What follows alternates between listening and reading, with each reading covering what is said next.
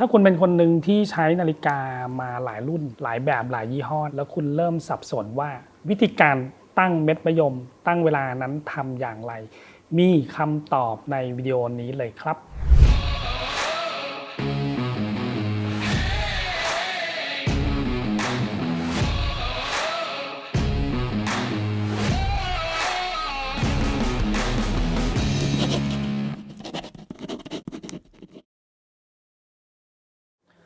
สวัสดีครับผมชื่อเล็กมโนนะครับ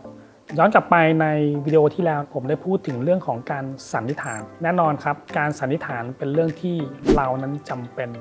มากๆที่จะต้องดูนาฬิกาของเราและการตั้งเวลาการไขลานก็เป็นเรื่องที่มีคนถามเป็นคำถามที่เรียกว่าคลาสสิกตอบไม่เคยจบอยากจะจบในวิดีโอนี้มากเลยว่าวิธีการไขลานคุณรู้ไหมครับว่ามันก็มีความละเอียดอ่อนมากเลยนะฮะนาฬิกาของเราถ้าคุณใส่นาฬิกาที่เป็นประเภทขันเกลียวหรือเรียกว่ามะยมขันเกลียวนะคุณจำเป็นต้องรู้ให้มากนะครับว่าการขันเกลียวเนี่ยเป็นเรื่องที่ทำให้คุณเสียเงินได้เพราะฉะนั้นเราจะมาเรียนรู้กันก่อนนะครับว่าวิธีการขันเกลียวเข้าเกลียวออกเนี่ยในหัวข้อนี้ก็เป็นหัวข้อที่คลาสสิกเหมือนเดิมนาฬิกา1 เรือนนะครับบนข้อมือของผมนี่เป็นนาฬิกาโรเล็กซ์เรือนทองมีความเงางามมากเลยและก็มะยมของเขาก็เป็นสีทองเราจะต้องรู้เรื่องของวัสดุของนาฬิกาโรเล็กซ์ก่อนนะครับ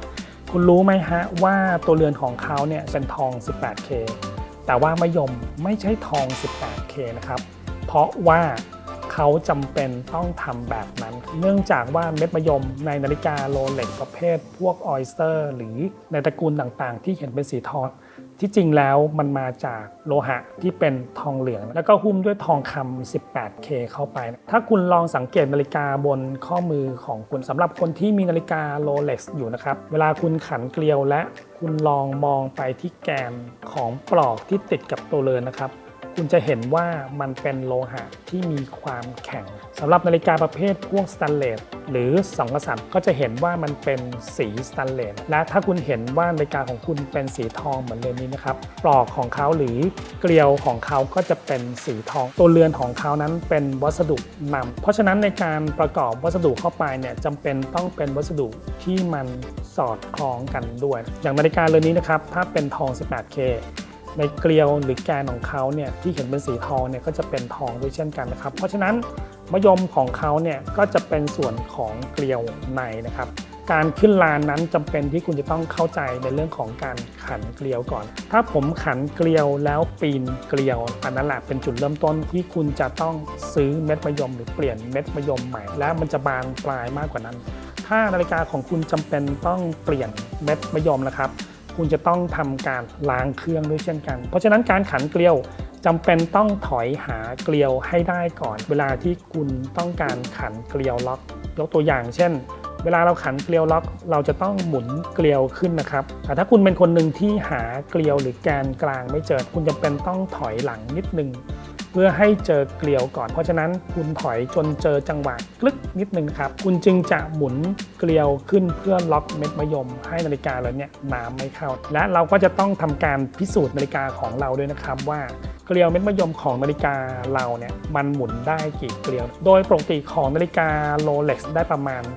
3-4 ครั้งนะครับหลังจากที่คุณเข้าใจวิธีการขันเกลียวแล้วนะครับอันนี้เป็นพื้นฐานโคตรของความสำคัญเลยก็ได้นะครับเพราะว่านาฬิกาส่วนใหญ่แล้วถ้าคุณจะต้องเปลี่ยนเม็ดมะยมมันจะบานปลายทีเนี้ยถ้าคุณรู้จักวิธีการเซฟเกลียวของคุณแล้วก็มาดูวิธีการตั้งเวลากันเลยนะครับการขันเกลียวออกมาได้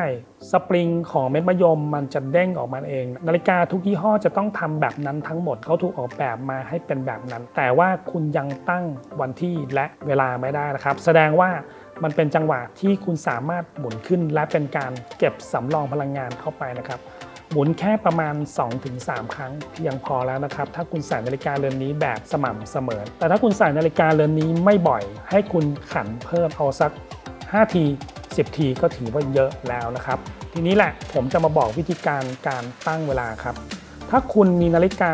เรือนหนึ่งที่เป็นกลไกออโตเมติกนะครับเวลานาฬิกาของคุณเข็มชั่วโมงอยู่ในตำแหน่งประมาณ3 ทุ่ม4 ทุ่ม5 ทุ่มหรือเก็บเที่ยงคืนนะครับคุณตั้งวันที่และวันไม่ได้นาฬิกาเรือนนี้เผอิญมีวันเข้ามาให้คุณผลักเข็มชั่วโมงไปที่ตำแหน่ง3 โมงนะครับทำไมผมต้องบอกว่าเป็น3 โมงทำไมถึงต้องตั้งเวลาก่อนที่จะตั้งวันที่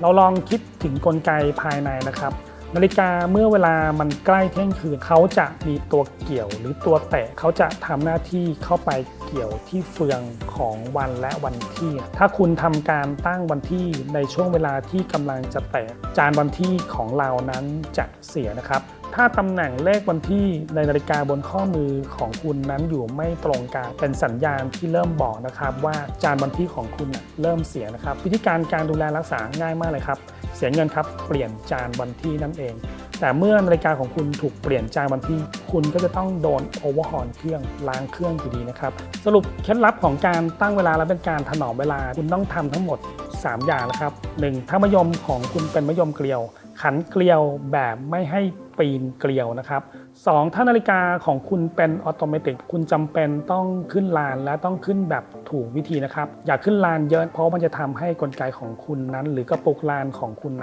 มันเสื่อมเร็ว 3. คุณจำเป็นต้องตั้งเวลาให้ผ่านเที่ยงคืนไปก่อนจำง่ายๆครับตัวเลข3 โมงนะครับให้เข็มชั่วโมงนั้นไปอยู่ที่3 นาฬิกาจากนั้นให้คุณกลับมาตั้งวันที่มันจะทำให้จานวันที่ของคุณไม่สึกหรอนะครับถ้าคุณทำได้3 อย่างที่ผมพูดนาฬิกาของคุณจะอยู่กับคุณแบบยาวนานเพราะฉะนั้นหลักในการดูแลนาฬิกานะครับบางทีบางครั้งเนี่ยเราก็ใช้มันไปแบบปกตินะครับแต่ว่าถ้านาฬิกาของคุณได้รับการดูแลอย่างถูกวิธีรับรองว่าคุณจะมีความสุขกับนาฬิการาคาแพงแสนแพงรวมถึงคนที่ยังไม่มีนาฬิกาที่คุณรักตั้งใจเก็บเงินซื้อนะครับแล้วก็ใช้นาฬิกาเรือนที่คุณได้มาใหม่อย่างคุ้มค่าและถูกวิธีนั่นเองนะครับในตอนต่อไปผมจะพาไปดูว่าแล้วเคล็ดลับของการดูแลนาฬิกามีรายละเอียดเยอะมากเลยครับในคำถามที่เป็นคำถามยอดฮิตเล็กมโน